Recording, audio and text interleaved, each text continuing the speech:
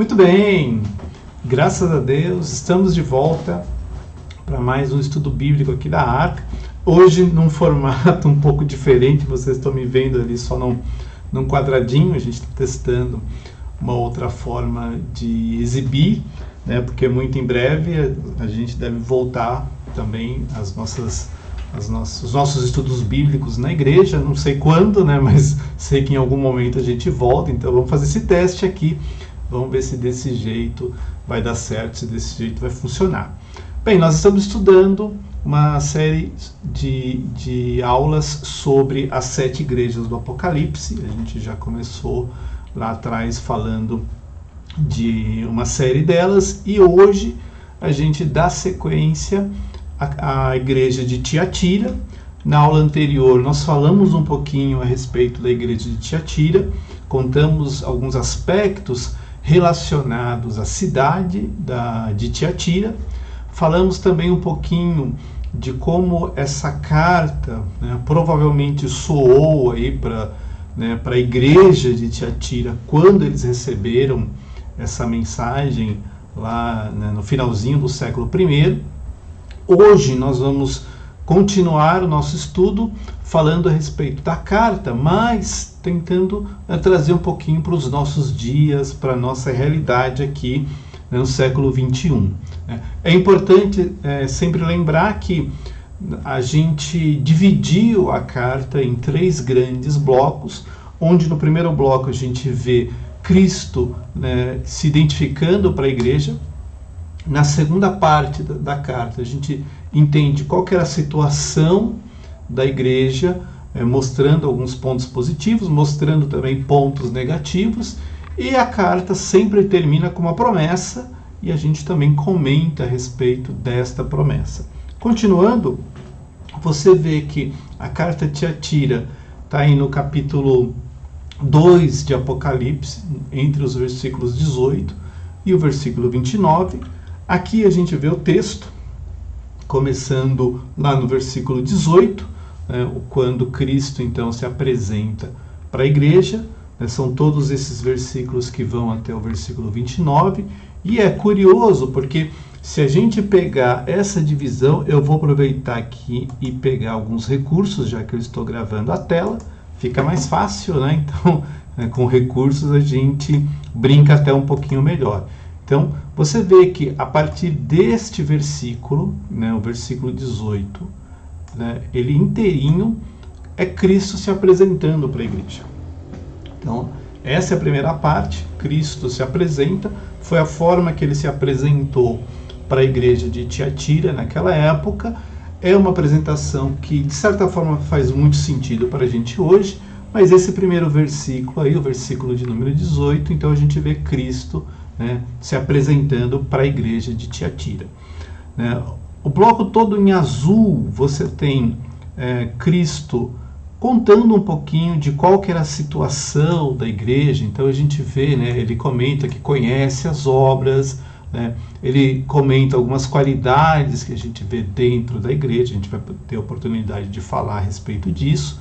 A gente vê também coisas positivas associadas à igreja, coisas negativas, principalmente aqui a figura de Jezabel. A gente comentou isso na aula anterior, onde Cristo mostra qual que é a situação espiritual da igreja e o problema daquela igreja, de certa forma, permitir aí a presença dessa figura, né, dessa mulher chamada Jezabel. Então aqui a gente vê os pontos positivos, que a igreja tinha pontos positivos, mas também Cristo chamando bastante atenção a respeito desta parte negativa da igreja, aonde vai contando exatamente, né, quais são as razões por trás desses pontos negativos que Cristo apresenta, que estão aí desde o versículo 19 e terminam aí no versículo 25. A promessa, ela também faz parte, né, dessa estrutura, e a gente vê que ela acontece a partir do versículo de número 26. Então, do 26 até o versículo 28, a gente vê Cristo trazendo a promessa para aquele que vencer. Então, esta foi a carta que a igreja de Tiatira recebeu. Na aula anterior a gente falou um pouquinho de como que essa carta deve ter soado para os membros daquela igreja. Hoje a gente, né, dá um passo um pouco adiante e reflete um pouquinho a respeito do que esta carta, né, significa para a gente hoje. Então, mais do que falar da realidade da igreja lá atrás, vamos pensar um pouco na significação desta carta para os nossos dias de hoje, começando exatamente pela parte onde Cristo se apresenta, né? A gente vê, ele diz, essas coisas diz o Filho de Deus, que tem os olhos como chama de fogo e os pés semelhantes ao bronze polido. Aqui vale a pena a gente destacar bastante a questão dos olhos, né? Os olhos como chama de fogo. Os olhos do Senhor, os olhos que tudo vem, que conhece todas as coisas, que está, né, olhos que observam o que acontece, né, mesmo, né, aquilo que está bem escondidinho, bem oculto, aquilo que, né, a gente não conta para ninguém, até isso Deus está observando, e aqui a gente vê esse destaque, né, Jesus falando, essas coisas diz o Filho de Deus que tem os olhos como chama de fogo. O destaque importante para essa questão tem uma relação muito grande com a onisciência do Senhor, com o fato do Senhor saber todas as coisas, entender exatamente aquilo que está acontecendo. E isso faz a gente refletir que a gente pode esconder muita coisa das pessoas. E talvez elas nunca saibam de detalhes da nossa vida que a gente não abre para ninguém, a gente mantém na nossa privacidade, no maior sigilo. Todo mundo tem alguma coisa que não gosta de comentar, que não gosta de compartilhar.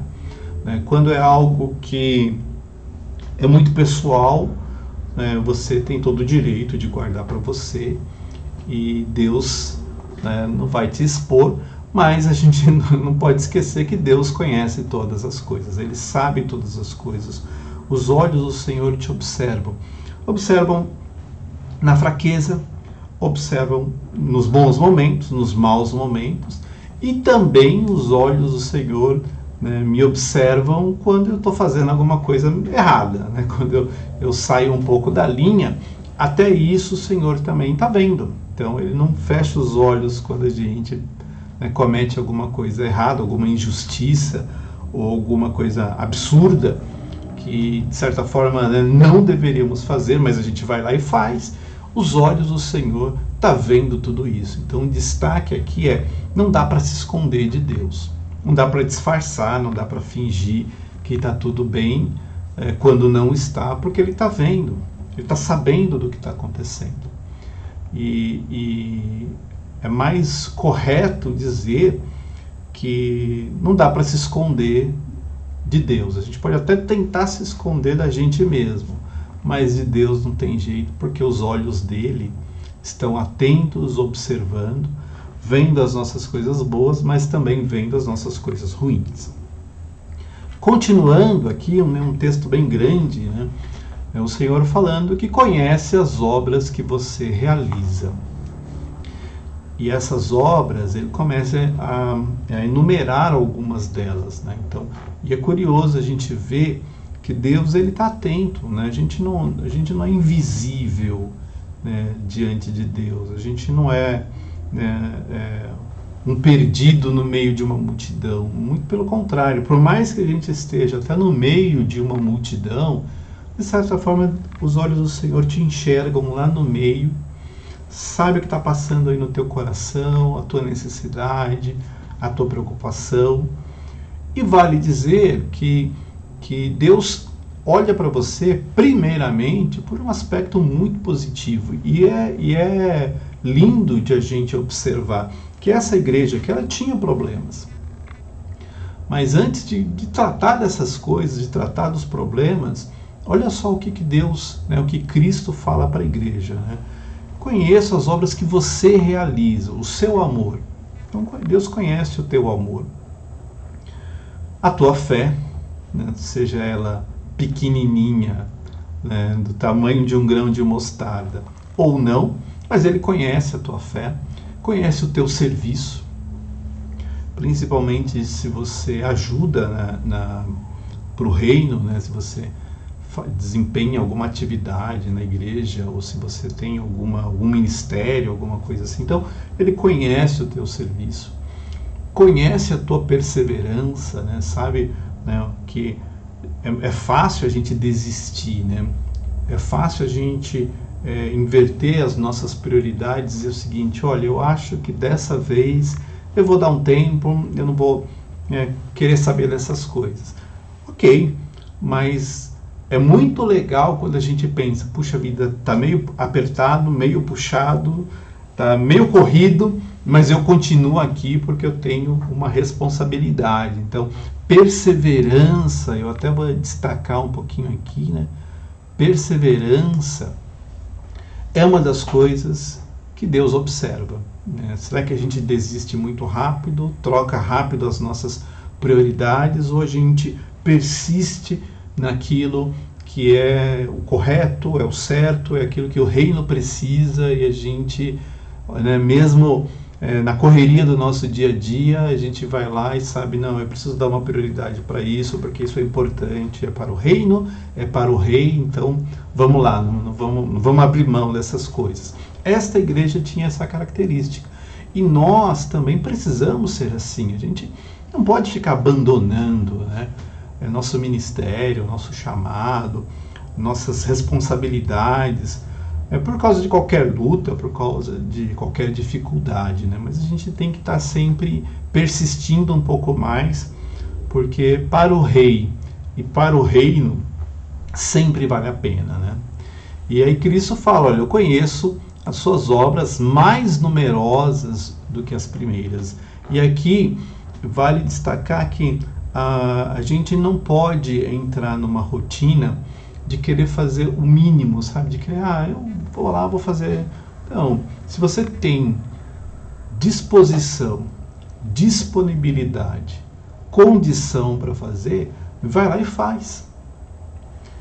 Isso é algo que enche o coração do Senhor. E Cristo estava ali dando esse destaque para a igreja, e vale a pena a gente, dentro de tantas prioridades que a gente tem na nossa vida, vale a pena ter uma parte dessas prioridades, né, dedicada ao reino, dedicada ao Senhor, porque Ele está vendo, né, e não dá para disfarçar, né? Eu, com todo o tempo do mundo, né, ou com tantos talentos, e achar que eu não preciso fazer isso. Não precisa. Se você pode, se você quer, faz, porque isso é super importante, e isso, além de trazer um bem-estar espiritual que é indescritível, ajuda o reino de uma forma maravilhosa, né, importantíssima, e também traz algum galardão para a gente no futuro. Pelo menos eu creio que sim, né? Mas, né, cuidado, porque no versículo 20, né, Cristo está falando de algumas tolerâncias que a gente precisa estar muito atento, né? A gente pode ser respeitoso, a gente pode ser compreensivo, mas cuidado para que em algum momento a gente não comece a olhar a verdade e a mentira e não perceba mais diferença entre uma coisa e outra. Era o que estava acontecendo aqui.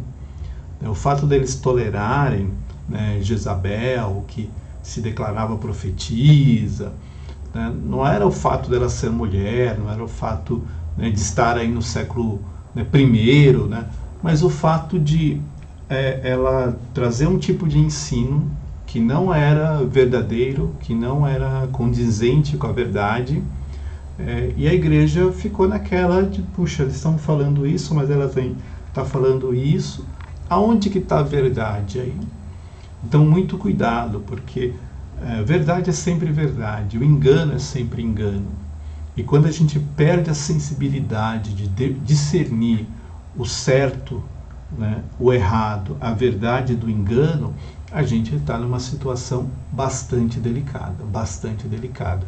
Então, o alerta aqui é pedir para que a gente tenha esse discernimento, essa sensibilidade de poder identificar a verdade e a mentira, né? Descartar a mentira e ficar somente com a verdade, somente com aquilo que é bom, somente com aquilo que traz proveito.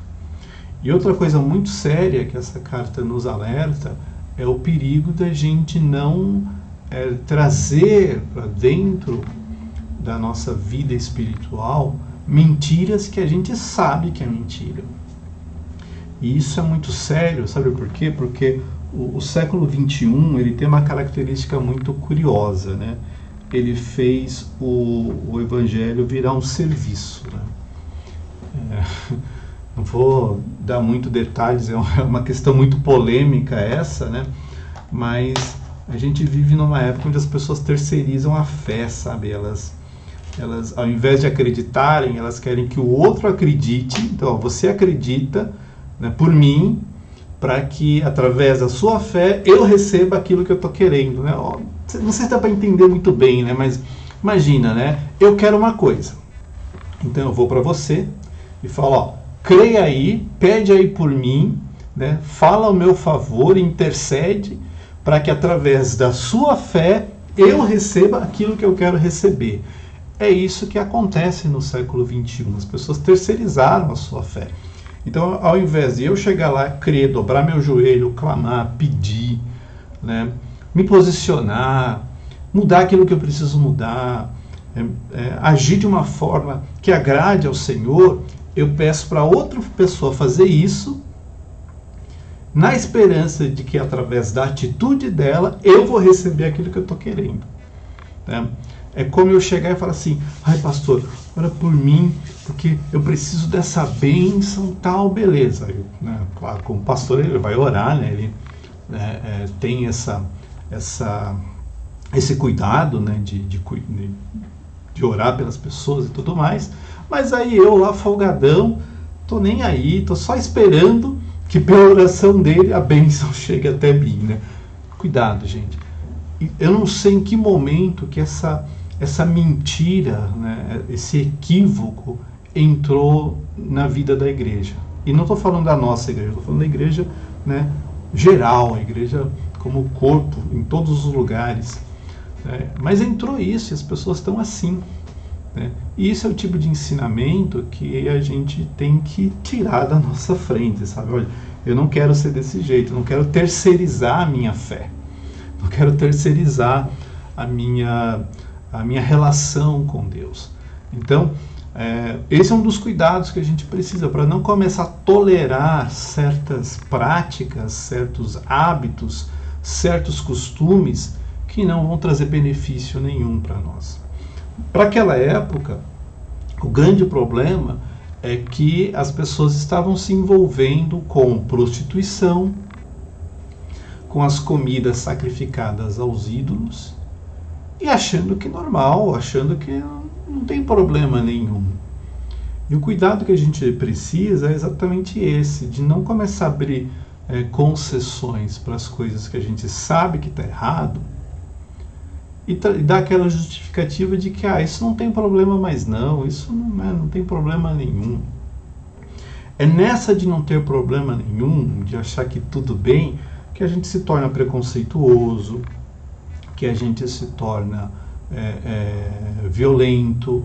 É nessa de achar que não tem problema nenhum que a gente quer justificar os nossos absurdos, né? Nossa concepção equivocada das coisas. Porque se tudo não tem problema, qualquer coisa serve. E aí é onde a gente percebe que as pessoas começam a entender da pior forma possível e começam a achar que está tudo bem. Tem coisas que não está bem. Tá? Se a gente sai dos trilhos, se a gente começa a falar, começa a agir, começa a pensar fora das métricas, fora do padrão que o próprio Cristo estabeleceu, né, não dá para achar que ok, né, aquela igreja estava pensando exatamente dessa forma. Não, posso seguir assim, eu posso andar assim, que não tem problema nenhum. Tem problema. O certo e o errado, eles não têm comunhão. Então não adianta eu perceber que uma coisa está errada, ter clareza disso, mas achar que não tem problema nenhum. Não, se está errado, cai fora.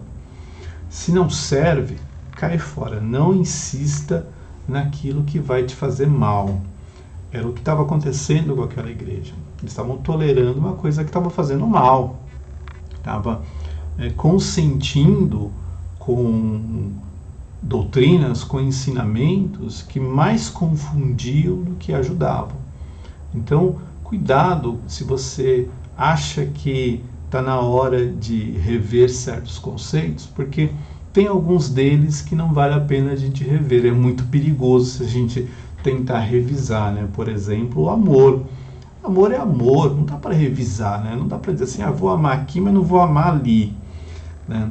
Respeito é a mesma coisa, não dá para dizer assim, vou respeitar esse, mas não vou respeitar aquele. Como, né? Não, aquele sim, aquele não. Que tipo de revisão a gente faz para isso, né? Então, aquela igreja estava com esse problema, né? Dentre outros, e a gente tem que prestar muita atenção nesse sentido para não cair nesse problema. Mas se a gente cai, olha só o que diz aqui a mensagem, né? A gente precisa se arrepender, né? O arrependimento é uma das atitudes espirituais mais poderosas. Uma das. Por quê? Porque ele significa mudança de mente. Significa que o jeito equivocado que eu tinha de entender a vida, de entender as pessoas, de criticar, de apontar, de querer ser dono da verdade, né, dono da razão, né, isso não me leva a lugar nenhum, então eu vou mudar essa minha forma de pensar, vou ser um tipo de pessoa que Cristo quer que eu seja. Então, a questão aqui é essa chamada para o arrependimento, para que a gente tenha noção de que essa mudança de mente vai nos colocar de volta nos trilhos certos que a gente precisa trilhar.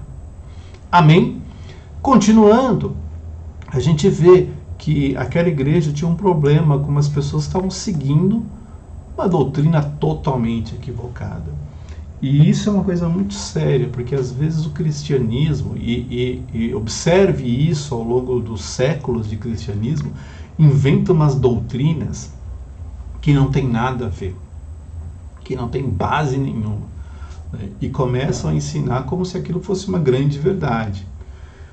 Aquilo que a gente precisa tomar como regra está exatamente nas nossas escrituras, naquilo que a gente conhece como escrituras sagradas.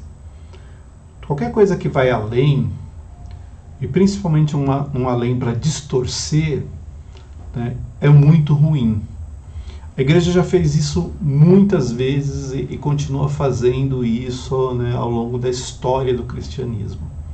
Então a nossa atenção existe uma verdade, que é a verdade das escrituras. Eu até vou pegar minha Bíblia aqui, ó. Existe uma verdade, né? Nós acreditamos nessa verdade. Alguns não acreditam.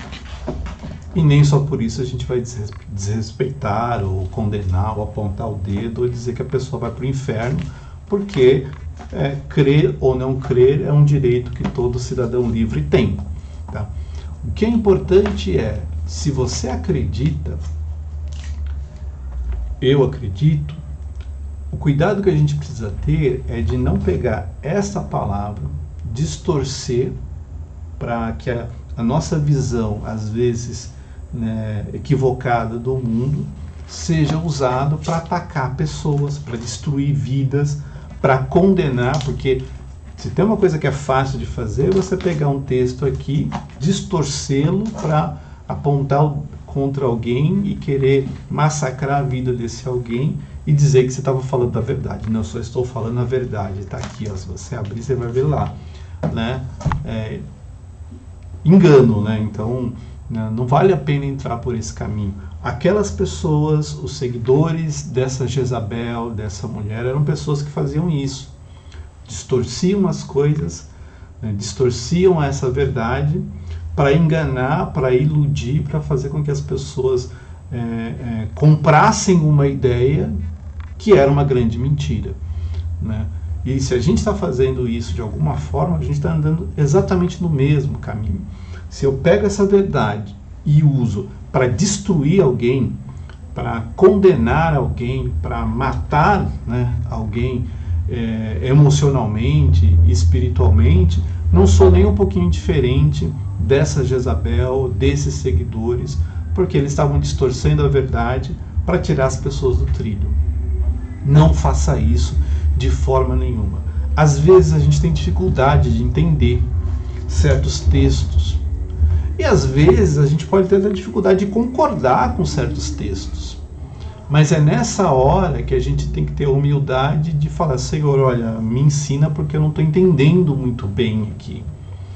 E o Espírito Santo entra em ação para ensinar, para corrigir, para aparar as arestas, para tirar aí toda a escama dos olhos e fazer com que a gente acredite naquilo que realmente é a verdade do Senhor.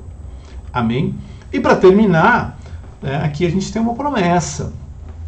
Promessa de que quem guardar as minhas obras, olha só, vai ter autoridade sobre as nações. É curioso esse versículo, porque o trecho anterior falava exatamente de um grupo de pessoas que reivindicavam uma certa autoridade espiritual sobre coisas profundas, coisas misteriosas, que só eles sabiam, que só eles entendiam. E tem um pouco disso hoje também, né? Tem gente que acha que só ele sabe interpretar a Bíblia, só ele sabe entender aquilo que está escrito, só ele, né, é o guardião da verdade, o porta-voz, né, da verdade de Deus nessa terra. E não é bem assim. Essa autoridade não é uma autoridade nossa. A gente não tem nada, né? O que a gente tem, o pouco que tem, é porque Cristo, na sua graça e no seu amor, compartilhou conosco. Então, o que Cristo quer dizer é o seguinte: olha, se você vencer guardando até o fim as minhas obras, né, fazendo do jeito que ele fez, agindo do jeito que ele agiu, aí sim é que você vai ter a verdadeira autoridade. E não é uma autoridade de carrasco, uma autoridade de algoz, uma autoridade de alguém que, né, aponta para destruir, mas uma autoridade diferente. Uma autoridade para conduzir, para governar, para comandar, né, porque ele recebeu essa autoridade. E aqui, né, é para destruir, aniquilar tudo aquilo que parece errado. E tem muita coisa errada. E quando a gente recebe essa autoridade, a gente tem autoridade para destruir o que está errado e trazer o certo, o melhor, o perfeito, o correto para a nossa vida, para a vida das nossas famílias, para todo aquele que, de alguma forma, direta ou indiretamente, se relaciona conosco. Amém? Terminamos por aqui. Semana que vem a gente continua. Tem mais igreja para a gente estudar, a gente já está numa reta final, né? Logo, logo estamos terminando essa série, mas que Deus te abençoe e que você tenha aí uma semana muito abençoada, se Deus quiser. Amém? Fica com Deus, tchau, tchau.